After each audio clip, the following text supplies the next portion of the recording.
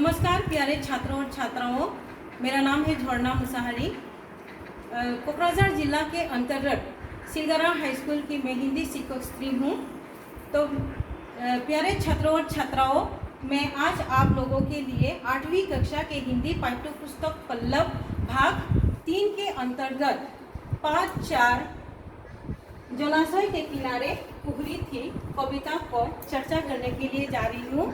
तो आप लोग ध्यान से सुनते जाओ। चर्चा करने से पहले मैं आप लोगों के लिए पाठ में दिए गए कुछ शब्दों के अर्थ आप लोगों को बताना चाहती हूँ। तो आप लोग ध्यान से सुनते जाओ।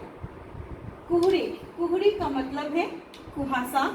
जलाशय, जलाशय का मतलब है तालाब।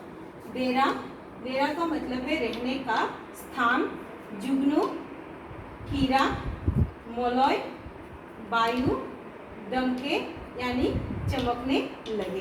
इन शब्दों का अर्थ है। आप लोग इसको ध्यान से समझ लो, ताकि इसको समझेंगे तभी आप लोग कविता को ठीक से समझ पाओगे। तो मैं कविता को एक बार आप लोगों के लिए सामने प्रस्तुत कर रही हूँ पढ़कर। तो आप लोग ध्यान से सुनो। जलाशय के किनारे कुहरी थी। जलाशय के किनारे कुहरी थी। हरे नीले पत्तों का घेरा था। पानी पर आम की डाल आई हुई थी। गहरे अंधकार का डेरा था। किनारे सुनसान थे जुगनू के दल दमके, यहाँ वहाँ चमके। वन का परिमल लिए मलय बहा। नारियल के पेड़ हिले क्रम से टाट करे हुए ताक रहे थे। पपीहा पुकार रहे थे, रहा था छिपा। शियार बिछड़ते थे आराम से, उजाला हो गया और तारा छिपा। लहरें उठी थी सरोवर में, तारा चमकता था अंतर में। तो बच्चों, अब मैं इन कविताओं को विस्तार से समझाने वाला हूँ। तो आप लोग सुनते जाओ। जलाशय के किनारे कुहरी थी। जलाशय के किनारे कुहरी थी, इसका अर्थ है जलाशय का मतलब है जलाशय का मतलब है तालाब, सरोवर। इन सबको जलाशय कहते हैं। जहाँ पूर्ण स्थान से जल से भरा हुआ उसे जलाशय कहते हैं। तो जलाशय का मतलब है तालाब। तालाब के किनारे कुहासा से भरा हुआ था। हरे नीले पत्तों का घेरा था और इन तालाबों में हरे नीले पत्तों से घेरा हुआ था। हरे नीले यानी कि अधिक पेड़ होने के कारण यहाँ नीला दिखाई दे रहा था और इन हरे नीले पत्तों से ही घेरा हुआ था। पानी पर आम की डाल आई हुई थी और तालाब के किनारे एक आम की पेड़ थी। इस आम की पेड़ की ही एक डाल तालाब के पानी तक आई हुई थी।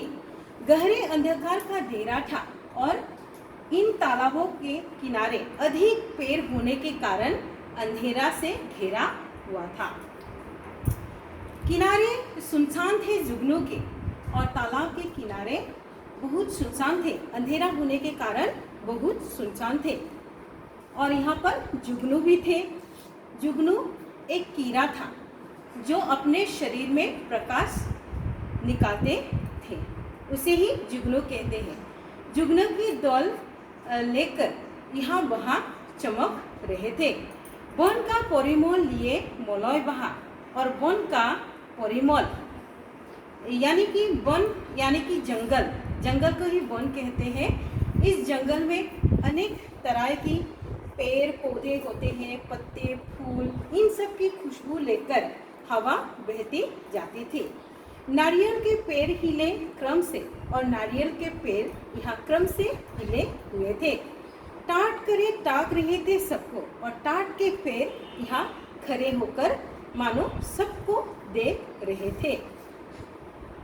पपीहा पुकार रहा था छिपा और पपीहा भी पुकार रहा था डालियों में छिपकर। शियार बिछड़ते थे आराम से और शियार भी अंधेरे का फायदा उठाकर इधर उधर आराम से घूमते रहते थे। उजाला हो गया और तारा छिपा। अंधेरा बीत गया, उजाला हो गया और तारा भी छिप गया।